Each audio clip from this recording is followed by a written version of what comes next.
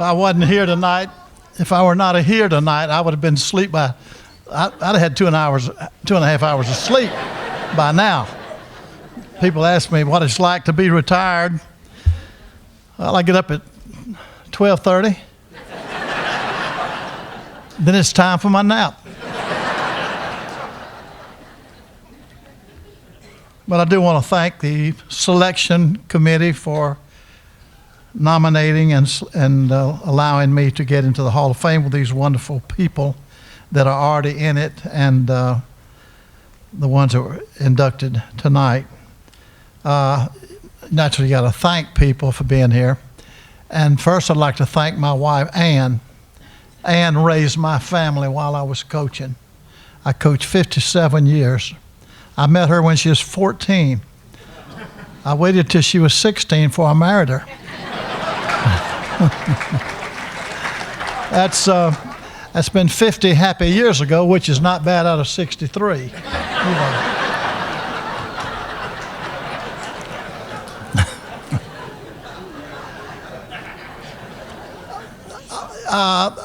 I graduated from college in 52, and I became an assistant coach in 53, 54 at Howard College. Then I became the head football coach, athletic director, and basketball coach at South Georgia College. Now, some of those guys, y'all stand up over here, men. This is the first team I coached right here. Y'all stand up. Yeah.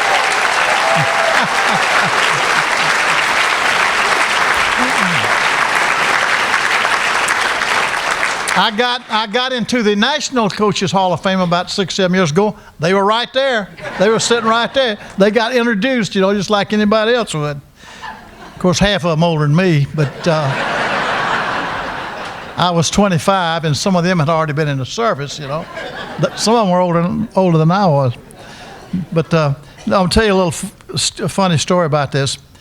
They decided, this past summer, we had our 57th year reunion. And so after I had coached there and been gone for about 25 years, they called me and said they wanted to have a reunion.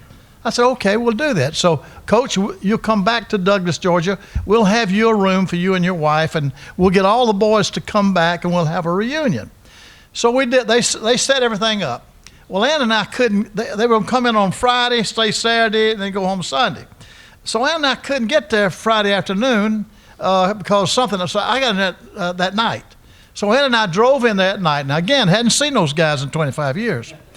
And we registered, and I said, are the South Georgia boys here? Oh, yes, they're here. They're back there by the pool. I said, well, thank you.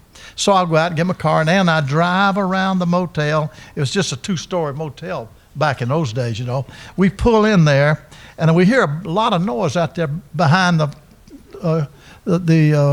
hotel there at the swimming pool. I said, then let me go see if that's my boys. So I walk back there, and I look out there, and there's 50, 60, 70 people there having a good time. I walk back to Ann. I said, Ann, that's not them. That's a bunch of old men. That's true. That's a true story. Now I don't know if you noticed when they showed that they started that film on me, they showed some early shots of the Oklahoma game of 1976, my first year, and we hadn't won a game up to that time.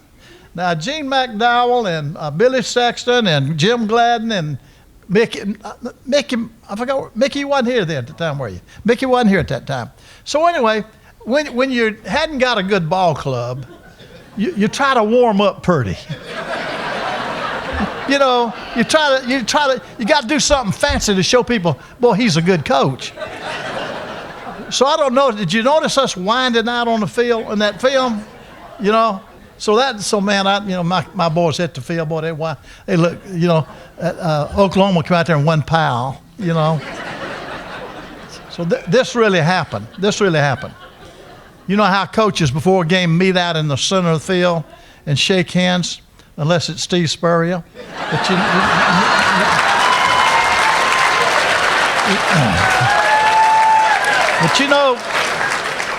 you know how coaches meet out in the middle of the field and shake hands before the game. So Barry, now we hadn't won a game, Switzer is undefeated, #1 in the nation, won the national championship the year before on about an 18-game winning streak. So he's trying to think of something nice to say to me. You know, we ain't won a game. He's fixing to kill me.